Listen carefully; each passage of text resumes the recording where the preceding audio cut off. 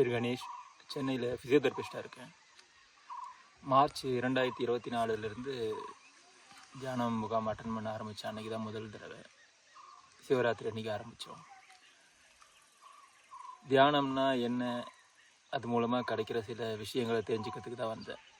வாழ்க்கையில் இருக்க மனசு அழுத்தம், மன அலைப்பாய்தல், இதுலேயுமே கான்சன்ட்ரேட் பண்ண முடியாதது, அதெல்லாம் விலகிடும்னு சொன்னாங்க.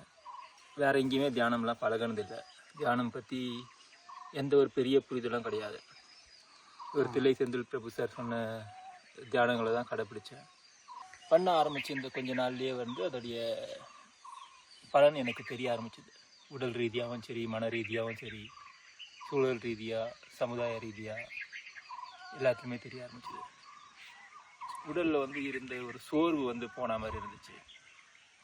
யோக நித்ரா நல்ல தூக்கத்தை கொண்டு வந்துச்சு. யோக நித்ரா பற்றி குறிப்பாக சொல்லணும்னா, ஒரு தடவை குருவாயூர் போயிருந்தேன். குருவாயூர் போயிருக்கும்போது நைட்டு எல்லாம் கோவிலுக்கெல்லாம் போயிட்டு திரும்ப ரூம் படுக்கிறதுக்கு நைட்டு 2 மணி ஆயிடுச்சு. மறுநாள் காலையில் 4:30 மணிக்கெலாம் எழுந்துட்டேன். ரொம்ப ரொம்ப சோர்வு. சரி, யோக நித்ரா ட்ரை பண்ணி தான் பார்க்கலாம் அப்படி சும்மா ட்ரை பண்ணேன். அது ஒரு மிராக்கிள்னு கூட சொல்லலாம். உடனே ஒரு நல்ல சுறுசுறுப்பு, ஏதோ நல்ல ஒரு 6 மணி நேரம் 8 மணி நேரம் நல்லா தூங்கிட்டு விழிச்சா மாதிரி அந்த 10 நிமிஷம் யோக நித்ரா. இப்போது பேட்மிண்டன் போயிட்டுருக்கேன். நான் அங்கே விளையாடுவேன்.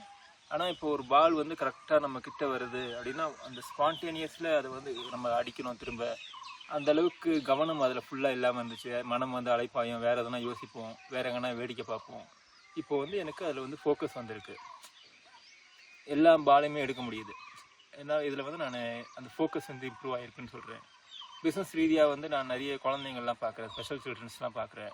ஃபிசியோதெரபி ப்ளஸ் சென்சரி இன்டெகிரேஷன்லாம் பண்ணிவிட்டு அவங்கள ஒரு காமாக என்னால் அவங்கள ஹேண்டில் பண்ண முடியுது.